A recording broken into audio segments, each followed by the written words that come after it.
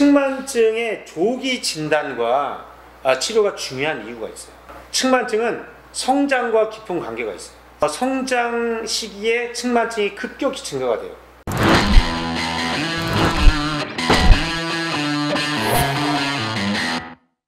이번에는 측만증의 원인은 뭐고 측만증이란 어떤 건지에 대해서 좀 자세히 좀 알았으면 좋겠습니다. 그래요.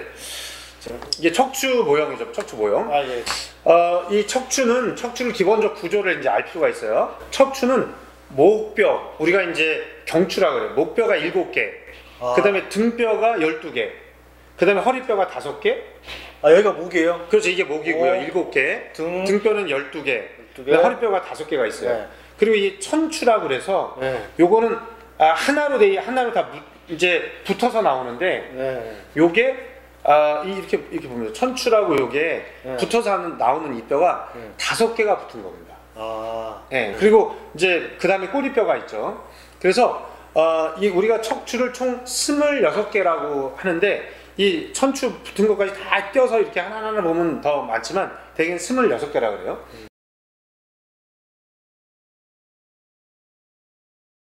그래서 우리가 정상적으로는 목은 앞으로 휘어야 되고요. 이게 이쪽이 앞에요. 목은 앞으로 휘고 등은 뒤로 휘고 허리는 다시 앞으로 휘어요. 그리고 천추는 다시 뒤로 휘고. 그래서 이게 이런 커브가 S자 커브를 이루면서 이 스프링 역할을 해준다 이거죠. 그래서 앞에서 볼 때는 이게 일자가 돼야 돼요. 일자. 그리고 옆에서 볼 때는 이렇게 S자 형태를 취해야 됩니다. 이래야지 충격을 흡수할 수 있고 그 다음에 바른 자세를 유지할 수가 있어요. 그런데 이게 척추가 이렇게 옆으로 휘어 있을 때 이렇게 옆으로 휘어 있을 때 이걸 측만이라고 그래요. 그래서 이렇게 휘어 있게 되면 맨 위에 척추뼈가 있죠. 그리고 제일 아래 척추뼈가 있겠죠. 이렇게 휘어 있으면 이 등에 이렇게 휘는 거니까 그래서 맨 위에 척추뼈에서 연장된 선하고 맨 아랫배에서 연장된 선의 각도를 90도로 했을 때 나타나는 각이 10도 이상일 때 측만증이라 해요. 네, 이 측만증. 근데 이 척추는 머리를 지탱해주죠. 받쳐주는 역할. 그렇죠. 그리고 우리 가슴 쪽에서는 심장이라든지 폐 같은 거 이런 거를 이제 감싸는 갈비뼈가 있잖아요. 그거에 대해서 여기 갈비뼈가 충추에 붙어 있으면서 보호해주고요. 그다음 배 쪽으로는 뭐 장이라든지 위라든지 여러 가지 소화기관이 있잖아요, 그죠? 그런 거를 보호해주고. 그다음에 이 천추 앞쪽에는 방광이라든지 자궁이라든지 대장 이런 게 있다 이거죠. 그래서 척추는 여러 가지 장기를 보호하는 역할을 해요. 그리고 또 하나의 가장 중요한 게 여기 보면 척추뼈의 이 뒤쪽 이 아치라 그래요 저희가. 요건 뼈고 요 아치라 그러거든요. 요 사이에 이런 신경 다발이 지나가요. 그래서 척추뼈 양 옆으로는 신경이 나오고요. 그 다음에 요 사이로는 큰 신경이 지나가는 이 터널을 제공해서 이 신경을 안전하게 온 몸으로 신호를 전달하고 보호하도록 되어 있습니다. 그렇기 때문에 이 척추가 안 죽으면 이를테면 숨이 잘 안 쉬어진다든지 소화가 잘 안 되는지 여러 가지 증상이 나타날 수가 있는 거죠. 그래서 척추가 건강해야지 우리 몸이 건강하다고 하는 거죠. 이렇게 중요하게 여러 역할을 사실 이거 여러 역할을 하는 거잖아요. 그렇죠. 이렇게 하는 이 척추가 옆으로 휘었다면 되게 큰 문제잖아요, 사실은. 큰 문제죠. 그거에 대해서 크게 대책이 없다는 게 대책을 얘기하지 못한다는 게 좀 의아합니다. 그렇기 때문에 이제 예전에는 사실 적극적 치료를 거의 안 했어요. 특별히 원인도 모르고 치료법도 없고 하니까. 그렇지만 요즘은 굉장히 좋은 치료법이 나왔습니다. 뭐죠?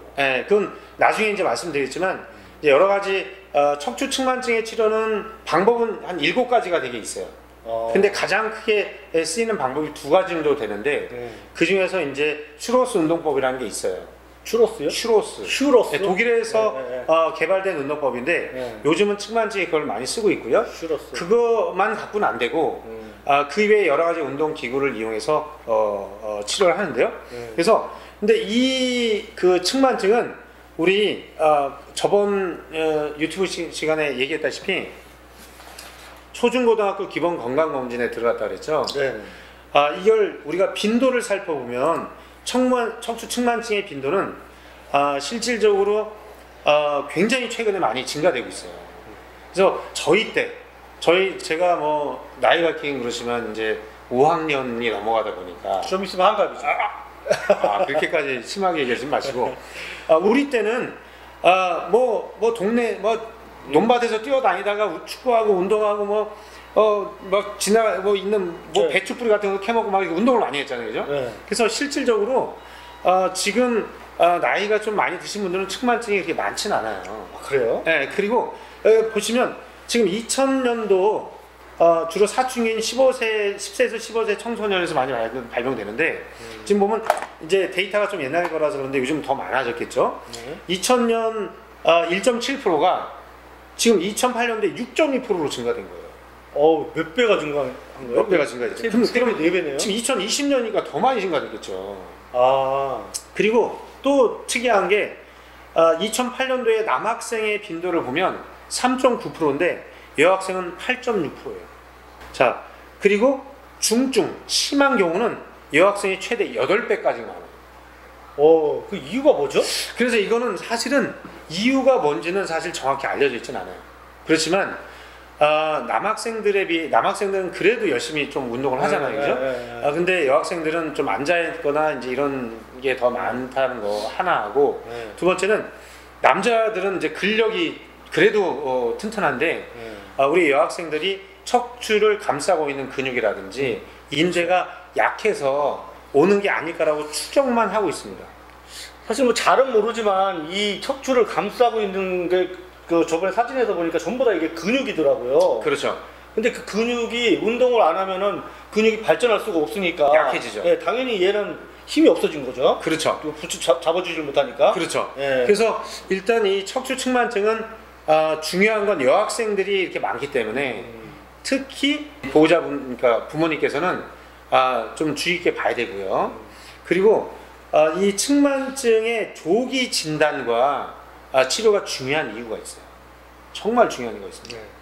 이게 일단 측만증은 성장과 깊은 관계가 있어요. 성장이요? 그렇죠. 네. 그렇겠죠. 그래서 성장 시기에 측만증이 급격히 증가가 돼요. 증가가 된다고요? 네, 측만증이 심해져요. 이게 약해서 연해서 그런 건가요? 아니죠. 이제 틀어져 있으면 뼈가 자라니까 처음에 1도가 차이면 나중에 10도가 된다는 나중에 소나무 이렇게 자라는 그렇죠. 소나무가 그렇게 처음엔 조금 휘어지겠지만 그렇죠. 크면 완전히 휘어지는 거죠. 그렇기 때문에 원래는 성장 시기에는 측만증이 심해지다 성장이 멈추면 사실은 이제 그러니까 측만증이 심해지는 걸 멈춰요. 그런데 너무 심한 경우는 성인이 돼서도 점점 증가가 됩니다. 그리고 뼈가 망가져요. 그 청소년하고 성인하고 같은 측만증이라고 그러면은 고칠 수 있는 확률은 어디가 더 높은가요? 일단 아무래도 청소년이 훨씬 빈도가 높죠. 청소년이요? 성인은 측만증을 치료하는 목적보다는 측만증에 의해서 나타나는 질환이나 증상을 호전시키는 목적을 먼저 둬야 되고요. 물론 교정은 됩니다. 교정은 되는데 그 목적 자체가 성장기하고는 좀 다를 수가 있죠. 그래서 일단 우리가 측만증의 조기 진단과 치료가 중요한 이유를 한번 적어왔으니까 볼까요? 그래서 일단 유소아, 태어나자마자 아기나 어렸을 때 이제 급속 성장기 전에 아기들의 중요성은 뭐냐면 선천적으로 측만이 있는 경우가 있어요. 선천적. 이제 이런 거는 이제 얘기 측만증이 있다 그러면 빨리 병원에 가야 되는 이유가 이제 실제로 다리 길이가 차이가 난다든가, 다리가 하나가 길고 짧아요, 선천적으로. 그리고 골반이 이제 변형이 돼 있다든가. 경부라고 그러거든요. 그런 거에 각도가 안 좋다든가, 그리고 이렇게 사경이라고 그래서 원래 근육이 짧아져서 이렇게 기울어져 있는 애기들이 있어요. 이러면 이제 목에 있는 경추가 휘어지겠죠. 이럴 수가 있고, 그런 선천적인 경우에는 신장, 홍팥 같은 이런 거에 장기에 문제가 있을 수가 있습니다. 그래서 유소아 때도 관심을 가져야 되고요. 그리고 이제 아까 얘기했죠. 1도 처음에 각도가 벗어나면 나중에 많은 차이가 나기 때문에 급속 성장기에 다다르지 않았다 하더라도 측만증은 적극적으로 빨리 치료를 해줘야 됩니다. 그렇죠. 그리고 애기 어렸을 때부터 보행을 배우거나 습관이 그때부터 나오잖아요, 그죠? 한 살 버릇은 8까지. 8까지. 한 살이 안 되네. 8이? 거의 이분 80이신 것 같아요. 80살. 그렇죠. 네. 80살까지 간다는 네, 속담이 있듯이 이게 우리가 토들러라고 그러죠. 이제 걸음마를 배우고 자세를 배우고 어떤 습관이 형성되고 이런 게 어렸을 때 습관이 형성되기 때문에 빨리 치료해야지 나중에 습관을 고칠 수가 있다. 이게 중요하고요. 그 다음에 이제 청소년은 왜 이게 필요하느냐. 우리가 이제 초등학교 이제 뭐 4, 5학년 요즘은 여자아이들은 성장기가 많이 빨라졌어요. 그래서 초등학교 이제 고학년부터 중고등학생까지 이런 청소년은 왜 이게 중요하냐면 일단 초등학생이나 중학생 같은 경우는 아무래도 시간적인 여유가 고등학생보다 많잖아요. 네, 그렇죠. 고등학교 때는 진짜 앉아서 공부만 해야 되는데 초등학교 때나 중학교 때는 시간적 여유가 있으니까 일단은 빨리 발견해서 시간적 여유가 있을 때 치료를 해야 됩니다. 네. 그리고 제가 말씀드린 치료는 제가 적극적 치료를 얘기해요. 그러니까 일반적으로 여러분들이 얘기하는 치료할 게 없다. 이거 아니라 치료가 있습니다. 보조기를 차고 있는 거 이런 게 아니고. 그렇죠. 그게 아니고 치료가 있어요. 치료가 있어요. 나중에 또 말씀드릴게요. 네. 그래서 일단은 치료할 시간이 굉장히 이제 시간의 여유가 있다는 거랑 두 번째는 사춘기 전에 치료하는 게 좋아요. 사춘기 때는 이미 내 몸이 틀어져 있고 뭔가 이게 심리적으로 특히 여학생들 같은 경우 빈도가 많다 그랬잖아요. 외모에 신경을 쓰는 여학생들이 더 그럴 수 있다 이거죠. 그래서 그 전에 치료해 주는 게 좋고 그 다음에 급속 성장기에 들어가기 시작하면 더욱더 빨라지기 때문에 그 전에 치료를 해야 돼요. 그렇기 때문에 너무 시간적 여유를 둘 수가 없다. 그리고 이제 이게 급속 성장에 지나가지고 너무 심해지기 시작하면 그때부터는 통증을 유발하기 시작합니다. 그래서 심지어는 저희 병원에 온 학생 중에서는 기숙학교에 있는 학생이었는데 앉아 있을 수가 없어요.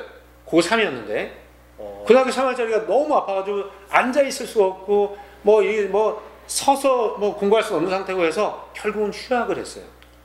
그리고 나서 저희 병원에 치료를 하고 1년 치료하고 나서 복학을 했습니다. 지금은 한 2주에 한 번 정도 와서 치료를 이제 관리를 받는데 지금 통증 없이 열심히 공부하고 있어요. 그렇기 때문에 그 전에 치료를 해야 된다는 얘기죠. 네, 그래서 굉장히 중요한 게 이 측만증을 빨리 발견해야 된다. 이제 정리를 해보죠. 척추 측만증의 청소년기의 문제점은 급속 성장기 측만증은 성장 속도에 비해서 급속히 증가되기 때문에 리서사이라고 있어요. 이거는 이제 부모님들 좀 알고 계셔야 됩니다. 이건 성장하고 관계가 있으니까 그건 다음 편에 말씀드리고요. 그리고 성장기에 몸통이 틀어진 상태, 이게 성장기에는 측만으로 틀어진 것뿐만 아니라 척추가 이렇게 있으면 옆으로도 틀어져요. 회전. 네, 이게 틀어집니다. 이런 것들을 미리미리 막아줘야 돼요. 그래서 몸통이 이런 틀어지는데 이렇게 되면 일단 성장 장애가 오겠죠, 그죠? 네. 그리고 이런 허리하고 등하고 이런 게 아프기 때문에 학습 장애가 와요. 학습을 못해요. 그리고 청소년의 외모를 중시하고 그러다 보니까 자신감도 결여가 되고 옷도 잘 안 벗으려고 그래요. 그래서 부모님하고 사우나 목욕탕 가려도 틀어져 있고 이러면 애기들이 안 가려고 그래요. 그렇죠. 이런 심리적 장애가 생긴다 이거죠. 그리고 몸통 및 팔다리가 비대칭적으로 이렇게 돼 있다 보니까 운동이 안 돼요, 잘. 그러니까 운동 자체를 잘 못해요. 그러니까 다른 애기들에 비해서 적극적 운동이 떨어진다 이겁니다. 모든 생활을 못한다고 봐야겠네요. 그렇기 때문에 실질적으로 부모님께서 잘 관찰해서 빨리 치료해 주는 것도 굉장히 부모님으로서 중요한 역할을 하겠습니다. 근데 측만증 같은 경우는 외형적으로 보여지는 게 크잖아요. 그렇죠. 네. 그럼 뭐 쉽게 발견할 수 있을 것 같은데요. 근데 그게 외형적으로 발견할 정도 되면 굉장히 심해진 거예요. 이미 그렇죠. 늦었다. 그래서 어떤 선생님이 굉장히 좋은 얘기를 하셨는데, 그 선생님도 저하고 똑같이 답답함을 느끼는 거거든요. 왜 측만증을 왜 10도부터 측만증이라고 하고 그리고 특별하게 치료할 게 없으니까 관찰해가면서 나중에 가서 보조기를 차야 되냐, 나중에 가서 수술을 해야 되냐, 이런 얘기를 왜 하느냐, 이렇게 굉장히 격렬하게 얘기하시던데 맞는 얘기예요. 우리가 암이 있잖아요. 암이 원래 세포가 하나 생겨서 우리가 발견할 수 있는 최소 사이즈가 직경이 1cm가 돼야 돼요. 거기까지 걸리는데 오는 시간이 10년이 걸리는 겁니다. 그럼 우리가 암은 그때 발견이 돼서 그럼 점점점 심해져서 전이가 되고 막 이렇게 암이 커져가지고 수술 못하고 하면은 방사선 치료합시다. 그때 가서 수술하는데 항암 치료합시다. 그렇게 하는 게 올바른 거냐 이거죠. 조기 발견이라는 게 뭐예요? 10도가 아니고 그 전에라도 측만증이 있으면 발견을 해서 조기 치료를 해야지 되는 거 아니겠습니까? 그러면은 그 조기 치료를 하고 조기 발견을 하기 위해서는 어떤 검사를 해야 되죠? 자, 그거는 이제 다음번에 얘기를 하고요. 오늘은 일단 굉장히 척추측만증이 조기에 발견을 해야 된다. 성장기 특히 여자애기들 중요하다. 이걸 얘기하고 다음번에는 성장기에 왜 측만증이 주의해야 되는지 그거에 대해서 말씀드리겠습니다. 아, 네, 알겠습니다. 예.